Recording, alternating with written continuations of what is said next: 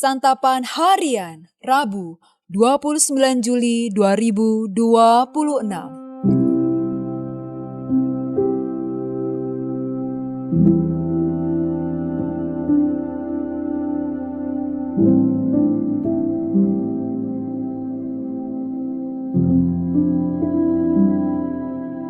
Inilah program Santapan Harian, sebuah program yang mengajak Anda menelusuri isi Alkitab, agar Anda menemukan makna firman Tuhan sesuai dengan konteksnya.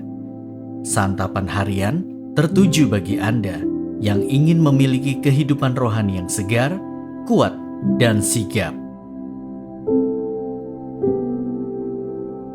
Hari ini kita akan membaca 2 Korintus pasalnya yang kedua, ayat 12 hingga ayatnya yang ke-17. Namun sebelumnya, mari kita berdoa. Kristus Sang Putra Kasih, ajarkanlah kami akan firman-Mu saat ini. Di dalam nama-Mu, Yesus Kristus, kami berdoa. Amin.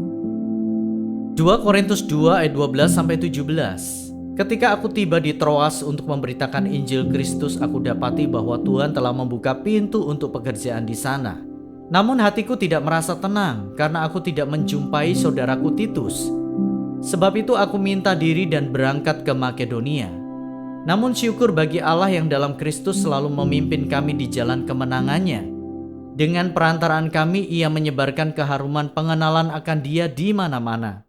Sebab bagi Allah kami adalah aroma yang harum dari Kristus di tengah-tengah mereka yang diselamatkan dan di antara mereka yang binasa. Bagi yang terakhir kami adalah bau kematian yang mematikan, dan bagi yang pertama bau kehidupan yang menghidupkan. Namun siapakah yang sanggup menunaikan tugas yang demikian? Sebab kami tidak sama dengan banyak orang lain yang menjajakan firman Allah. Sebaliknya dalam Kristus kami berbicara sebagaimana mestinya, dengan maksud-maksud murni atas perintah Allah dan di hadapannya.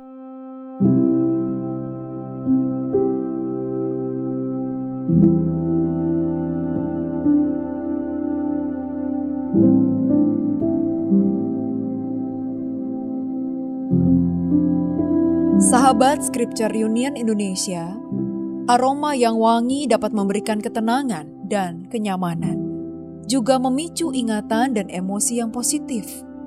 Dalam perenungan kita hari ini, aroma bukan hanya dimensi tambahan dalam pengalaman sensorik, melainkan pemberitaan Injil Kristus.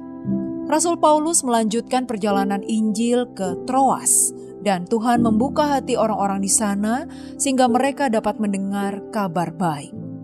Ia tentu bersukacita atas hal ini.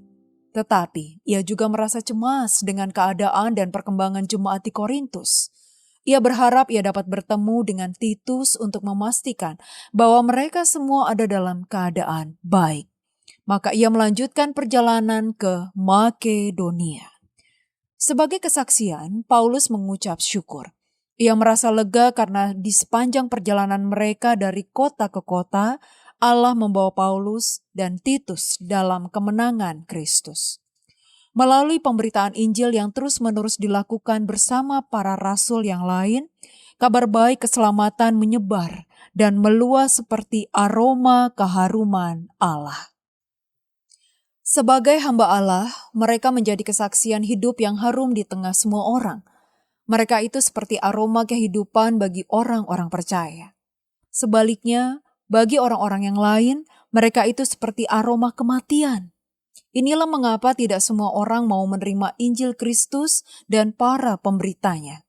Inilah juga mengapa tugas pemberitaan Injil menjadi tugas yang berat. Walaupun demikian, Paulus dan Titus akan terus memberitakan Injil dengan hati yang tulus dan motivasi yang murni.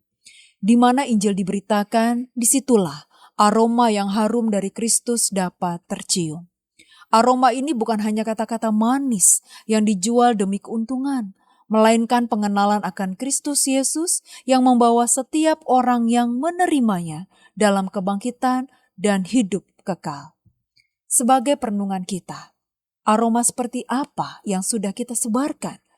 Marilah kita terus memberitakan Injil dan mendukung pelayanan misi supaya semakin banyak orang menikmati aroma yang menghidupkan. Mari kita berdoa.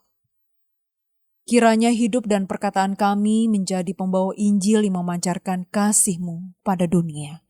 Dimanapun kabar baik-Mu diberitakan, biarlah kehadiran Kristus terasa seperti aroma yang harum, menguatkan yang lemah dan memberi harapan bagi yang putus asa.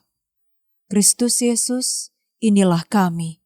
Kami siap melayani Engkau. Amin.